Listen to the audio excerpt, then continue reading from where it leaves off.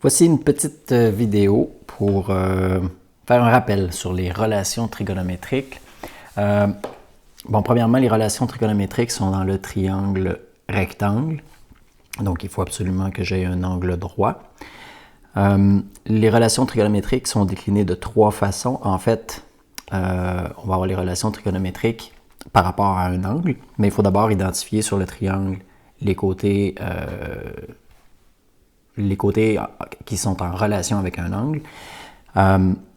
Donc, si on a l'angle B, par rapport à l'angle B qui est dans le triangle ici, on peut identifier le côté opposé à l'angle B. On a le côté adjacent à l'angle B, donc c'est le côté qui touche à l'angle B.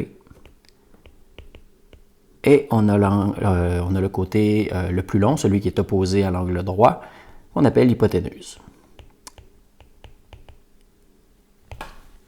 Maintenant, les trois relations trigonométriques qu'on connaît dans le triangle rectangle qu'on va utiliser, et ici je vais les prendre toutes par rapport à l'angle B. Le sinus de l'angle B va être égal à la longueur du côté opposé sur l'hypoténuse.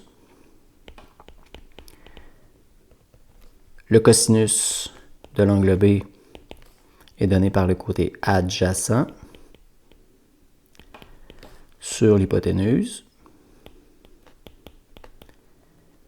Et la tangente de l'angle B, elle est donnée par le rapport du côté opposé sur le côté adjacent.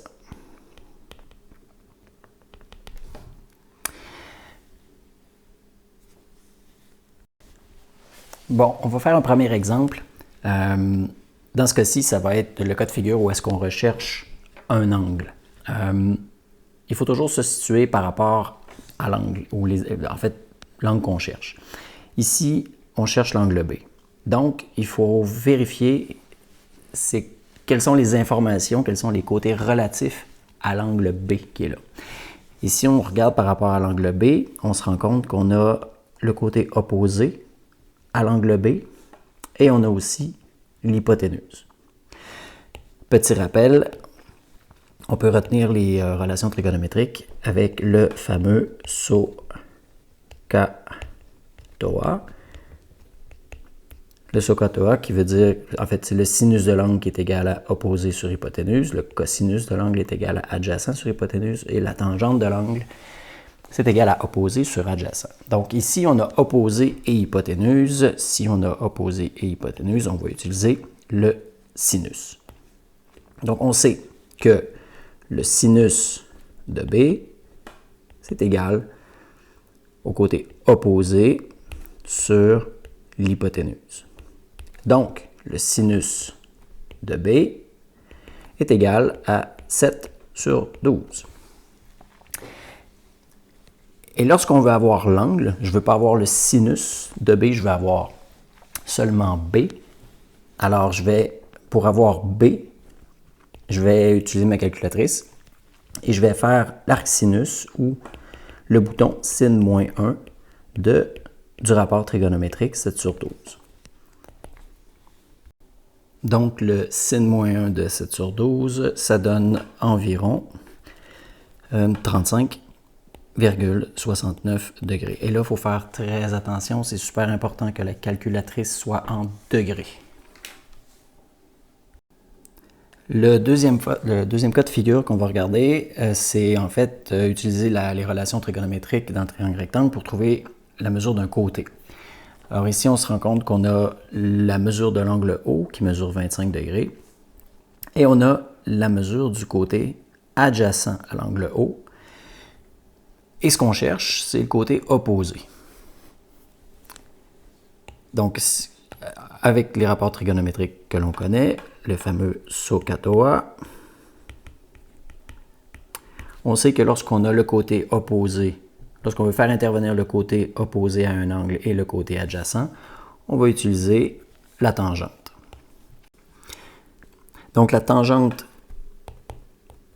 de 25,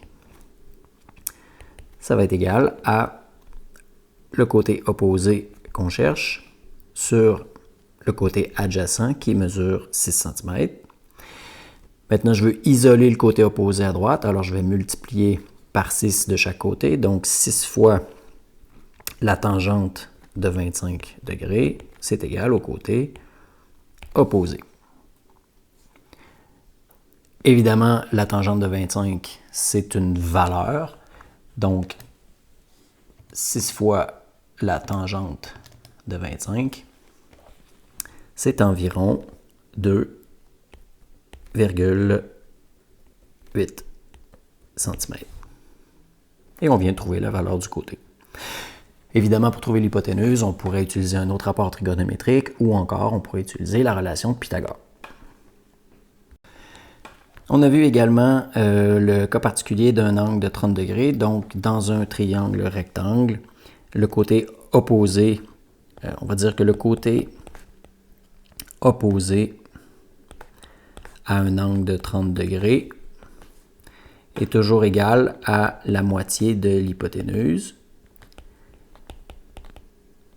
Pourquoi? Bien, tout simplement parce que dans un angle, le sinus, on fait référence au côté opposé, donc le sinus de 30 degrés, c'est égal à opposé sur l'hypoténuse. Et on sait que le sinus de 30, spécifiquement, ça donne une demi, qui est égale à opposé sur l'hypoténuse. Donc, peu importe la valeur de l'hypoténuse, on va toujours avoir un rapport de 1 pour 2, ce qui est en fait, c'est le seul cas spécifique là, pour les sinus avec un triangle rectangle. J'espère que ça vous donne un petit avant-goût de ce qui s'en vient. Prochaine vidéo, on va regarder la loi du sinus, les modalités d'application, puis successivement, on va voir la loi du cosinus.